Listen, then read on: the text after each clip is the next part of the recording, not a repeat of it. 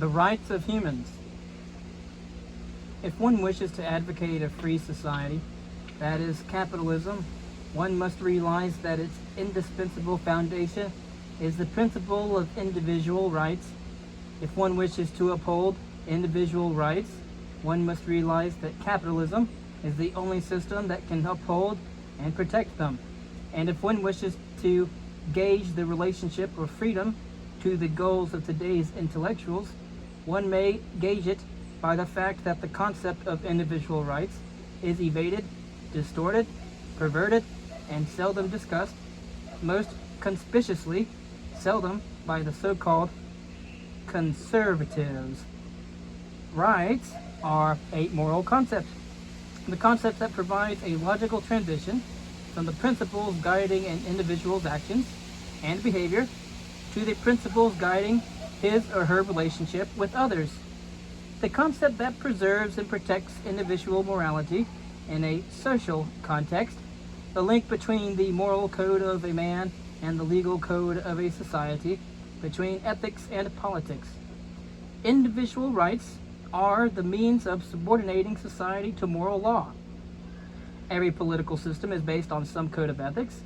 The dominant ethics of mankind's history were variants of the altruist collectivist doctrine, which subordinated the individual to some higher authority, either mystical or social. Consequently, most political systems were variants of the same statist tyranny, differing only in degree, not in basic principle, limited only by the accidents of tradition, of chaos, of bloody strife and periodic collapse. Under all such systems, morality was a code applicable to the individual, but not to society. Society was placed outside the moral law as its embodiment or source or exclusive interpreter, and the inculcation of self-sacrificial devotion of social duty was regarded as the main purpose or teleology of ethics in man's earthly existence. And since there is no such entity as society, since society is only a number of individual men, this meant in practice that the rulers of society were exempt from moral law, subject only to traditional rituals.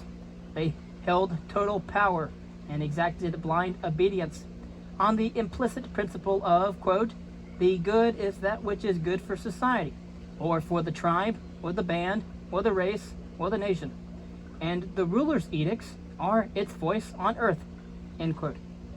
This was true of all the statist systems under the variants of the altruist collectivist ethics, mystical or social. The divine right of kings, as you might have noticed from my readings and lectures on religion, summarizes the political theory of the first, vox populi, vox dei, of the second, as witness the theocracy of Egypt with the pharaoh as an embodied god, the unlimited majority rule of or democracy of Athens, the welfare state run by the imperators of Rome, the Inquisition of the late Middle Ages in Europe, the absolute monarchy of France, the welfare state of Bismarck's Prussia, the gas chambers of Nazi Germany, the slaughterhouse of the Soviet Union. Need I go on? All of these political systems were expressions of the altruist collectivist ethic, and their common characteristic is the fact that society stood above the moral law as an omnipotent sovereign whim worshipper, and thus politically all these systems were variants of an immoral society. The most profound revolutionary achievement of the United States of America was the subordination of society to moral law, and the principle of man's individual rights represented the extension of morality into the social system as a limitation on the power of the state, as man's protection against the brute force of the collective, as the subordination of might to right. The United States was the first moral society in history, and as all previous systems had regarded man as a sacrificial means to the ends of others, and society as an end in itself. The United States regarded man as an end in himself, and society as a means to the peaceful, orderly, voluntary coexistence of individuals in a perpetual peace. Of course, all previous systems had held that man's life belongs to society, that society can dispose of him in any way that it pleases, and that any freedom that he or she enjoys is only by the permission of society, which may be revoked at any time. The United States of America held that man's life is his by right, which means, by moral principle and by his nature, that a right is the property of an individual, that society as such has no rights, and that the only moral purpose of a government is the protection of individual rights. A right is, in essence, a moral principle. Conventionalized as it is, it defines and sanctions a man's freedom of action in a social context. There is only one fundamental right, all the others, of course, are its consequences or corollaries, a man's right to his own life, to his own existence. Life is a process of self-sustaining and self-generated action. The right to life means the right to engage in self-sustaining and self-generated action, which means the freedom to take all the actions required by the nature of a rational being for the support, the furtherance, the fulfillment, and the enjoyment of his own life. Such is the meaning of the right to life, liberty, and the pursuit of happiness. And the concept of a right pertains only to action, specifically to freedom of action. It means freedom from physical compulsion, coercion, or interference by other men. And thus, for every individual, a right is the moral sanction of a positive of his freedom to act on his own judgment, for his own goals, by his own voluntary, uncoerced choice. And as to his neighbors, his rights impose no obligations on them, except of a negative kind, to abstain from violating his rights. The right to life is the source of all rights, and the right of property is their only implementation. Without property, of course, and property rights, no other rights are possible. You may remember at this juncture the writings of John Locke, and since man has to sustain his life by his own effort, the man who has no right to the product of his effort has no means to sustain his own life. The man who produces while others dispose of his product is a slave. But bear in mind that the right to property is a right to action. Like all the others, it is not the right to an object, but to the action and the consequences of producing or earning that object. Of course, it is not a guarantee that a man will earn any property, but only a guarantee that he will own it if he earns it. It is the right to gain, to keep, to use, and to dispose of material values. The concept of individual rights is so new in human history that most men have not grasped it fully to this day. And of course, any attempt to define freedom in the sense one must learn what it is not to know what it is, but in accordance with the two theories of ethics, the mystical or the social, some men, and women of course, have asserted that rights are a gift of God, others that rights are a gift of society. But in fact, the source of rights is neither. It is man's nature. The Declaration of Independence stated that men are endowed by their Creator with certain unalienable rights. And of course, whether one believes that man is the product of a creator or of nature, the issue of man's origin does not alter, in fact, that he or she is an entity of a specific kind, a rational being, and that he or she cannot function successfully under coercion, and that the rights are a necessary condition of his particular mode of survival. The source of man's rights is not divine law or congressional law, but the law of identity. A is A, and man is man. Rights are conditions of existence, required by man's nature for his proper survival. If man is to live on earth, it is right for him to use his mind. It is right to act on his own free judgment. It is right to work for his values and to keep the product of his work. If life on earth is his purpose, he has a right to live as a rational being. Nature forbids him the irrational. To violate man's rights means to compel him to act against his own judgment or to expropriate his values. And basically, there is only one way to do this, by the use of physical force. There are two potential violators of man's rights, the criminals and the government. The great achievement of the United States of America was to draw a distinction between these two, that of criminals and that of the government, by forbidding to the second, the government, the legalized version of the activities of the first. The Declaration of Independence laid down the principle that to secure these rights, governments are instituted among men. This provided the only valid justification of a government and defined its only proper purpose: to protect man's rights by protecting him from physical violence. And as you know, if you read Thomas Hobbes was the one that said to protect men from the fear of violent death, that the state needed to institute a military force or police force in order to do so. And thus the government's function was changed from the role of their ruler to the role of servant. And the government was set up to protect man from criminals, and that only, and the Constitution was written in order to protect man from the government. And the Bill of Rights was not directed against private citizens, but truly against the government, as an explicit declaration that individual rights supersede any public or social power. The result, however, was the pattern of a civilized society, which, for the brief span of some 150 years at this point in time, coming upon 200 years, America came close to achieving. A civilized society is one in which physical force is banned from human relationships, in which the government, acting as a policeman, may use force only in retaliation and only against those who initiate its use. This was the essential meaning and the intent of America's political philosophy, implicit in the principle of individual rights. But it was not formulated explicitly, nor fully accepted, nor consistently practiced. The United States' inner contradiction was the altruist collectivist ethics. Altruism is incompatible with freedom, with capitalism, and obviously with individual rights. For one cannot combine the pursuit of happiness with the moral status of a sacrificial animal. It was the concept of individual rights that had given birth to a free society.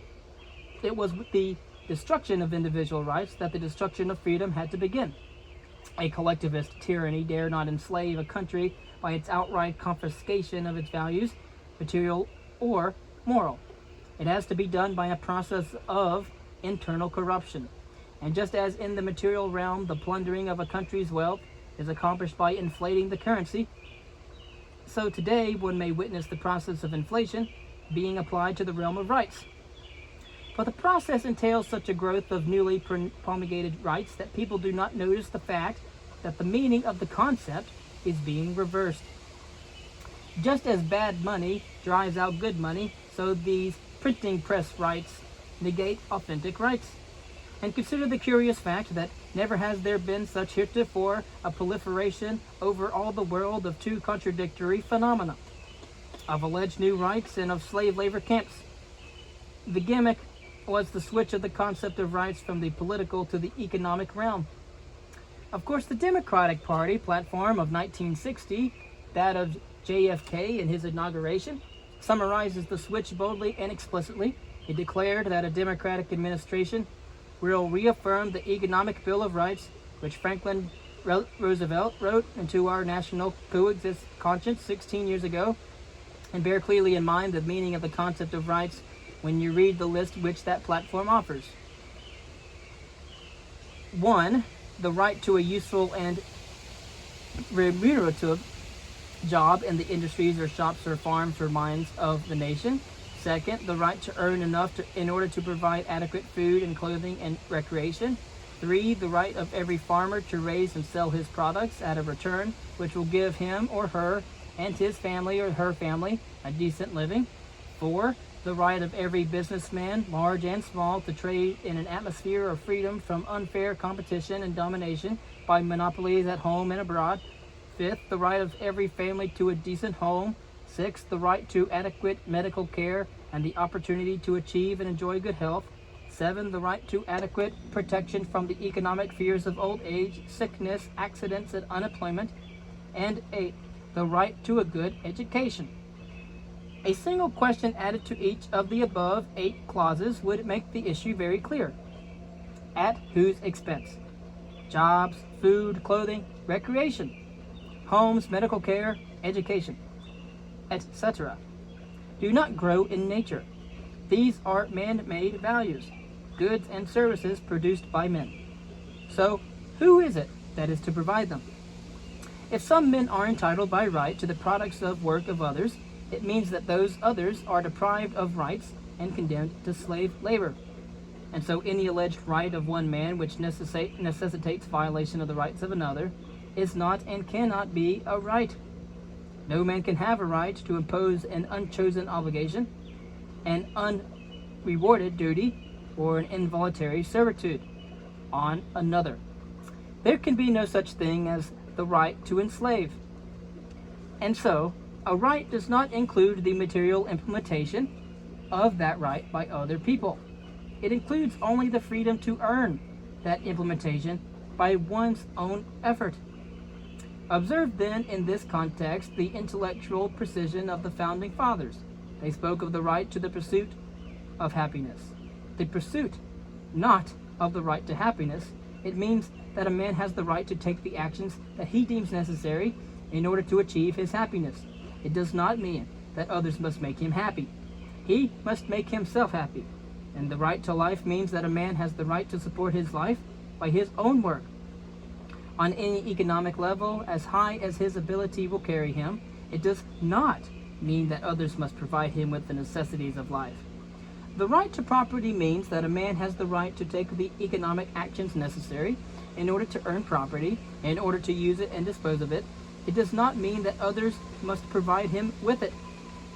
And so, with this being the case, the right of free speech, freedom of the press, means that a man or a woman has the right to express their ideas without danger of suppression, interference, or punitive action by the government. It does not mean that others must provide him or her with a lecture hall, a radio station, or a printing press through which to express their ideas. And of course, any undertaking that involves more than one man or woman requires the voluntary consent of every participant. Every one of them has the right to make their own decision, but none has the right to force their decision on the others. And there is no such thing as a right to a job. There is only the right of free trade, and that is a man's right or woman's right to take a job if another man or woman chooses to hire them. There is no right to a home, only the right of free trade, the right to build a home or to buy it. There are no rights to a fair wage or a fair price if no one chooses to pay it, to hire a man, or to buy their product. There are no rights of consumers to milk, shoes, movies, or champagne if no producers choose to manufacture such items. There is only the right to manufacture them for yourself. There are no rights of special groups. There are no rights of farmers, of workers, of businessmen, of employees, of employers, of the old, of the young, of the newborn, or even the unborn. There are only the rights of man, rights possessed by every individual, man and woman, and by all men and women as individuals. Property rights and the right of free trade are humankind's only economic rights. They are, in fact, political rights, and there can be no such thing as an economic Bill of Rights. But please observe that the advocates of the latter have all but destroyed the former. Remember that the rights are moral principles which define and protect a human's freedom of action, but impose no obligations on others, private citizens. You are not a threat to one another's rights of freedom. A private citizen who resorts to physical force and violates the rights of others is a criminal, and men have legal protection against those criminals. Criminals are a small minority in any age or any country, and of course, as you know, the harm that they have done to mankind is infinitesimal when compared to the horrors, the bloodshed, the wars, the persecutions, the confiscations, the famines, the enslavements, the wholesale destructions perpetuated by mankind's governments. Potentially, a government is the most dangerous threat to mankind's rights. It holds a legal monopoly on the use of physical force against legally disarmed victims. When unlimited and unrestricted by individual rights, a government is humankind's deadliest enemy. It is not as protection against private actions, but against governmental actions that the Bill of Rights was written. Now you can observe the process by which that protection is being destroyed.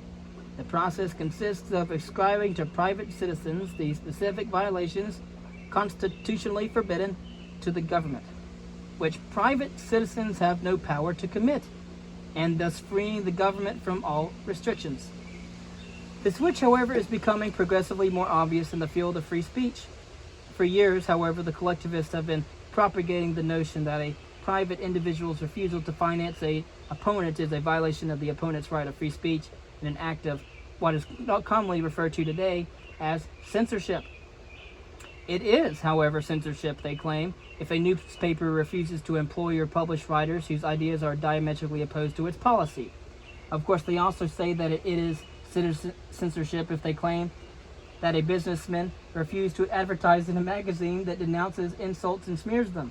Of course, they also say that it is censorship if they claim if a TV sponsor objects to some outrage perpetuated on a program that he is financing. For example, think of the incident of Alger Hiss being invited to denounce former Vice President Nixon. And then there is even a person who declares that there is censorship by ratings or by advertisers, by networks, by affiliates, which reject programming offered to their areas. And of course, this is all hocus pocus petty, but it is the same who threatens to revoke the license of any station that does not comply with their views on programming. And it is also them who claim that that is not censorship. Of course, consider the implications of such a trend. Now, censorship is a term that pertains only to governmental action in this sense. And in this case, no private action is censorship. No private individual or agency can silence a man or a woman or suppress a publication. Only the government can do so. And I am willing to debate as to whether or not this should be the case. But the freedom of speech of private individuals includes the right not to agree, not to listen, not to finance one's own antagonists. But according to such doctrines as the Economic Bill of Rights, an individual has no right to dispose of his own material means by the guidance of his own convictions, and must therefore hand over his or her money indiscriminately to any speakers or propagandists who have a right to his property. This, however, means that the ability to provide the material tools for the expression of ideas deprives a man of the right to hold any ideas whatsoever. It means that a publisher has to publish books that he considers worthless, false, evil, or that a TV sponsor has to finance commentators who choose to confront or to affront his convictions. That the owner of a newspaper must turn his editorial pages over to any young hooligan who clamors for the enslavement of the press. It also means that one group of men acquires the right to unlimited license, while another group is reduced to helpless irresponsibility. Are we really to be this irresponsible? But since it is obviously impossible to provide every single claimant with a job, a microphone, or a newspaper column, who will determine the distribution of economic rights and select the recipients when the owner's right to choose has been abolished, well, we have indicated that quite clearly. And if you can make the mistake of thinking that this applies only to big property owners, you should realize that the theory of economic rights includes the right of every would-be playwright, every poet, every noise composer, every non-objective artist who have their own political pool to the financial support that you did not give them when you did not attend their shows. And so, what else is the meaning of the project to spend your tax money on subsidized art? And while people are clamoring about economic rights, the concept of political rights is vanishing. It is a sad thing. It is forgotten that the right of free speech means the freedom to advocate one's views and to bear the possible consequences, including disagreement with others, opposition, unpopularity, and lack of support. The political function of the right of free speech is to protect dissenters and unpopular minorities from forcible suppression. It is not to guarantee them the support, advantages, and rewards of a popularity that they have not gained. And so I end with the Bill of Rights, which reads that, quote, Congress shall make no law abridging the freedom of speech or of the press, end quote. It does not demand that private citizens provide a microphone for the man who advocates their destruction, nor a passkey for the burglar who seeks to rob them, or a knife for the murderer who wants to cut their throats. Such is the state of one of today's most crucial issues: political rights versus economic rights. It is either or. One destroys the other, but there are in fact no economic rights, no collective rights, no public interest rights. The term individual rights is a redundancy, and there is no other kind of rights and no one else to possess them. Those who advocate laissez-faire capitalism are the only advocates of man's rights. Stop for a minute. Ron Cooper's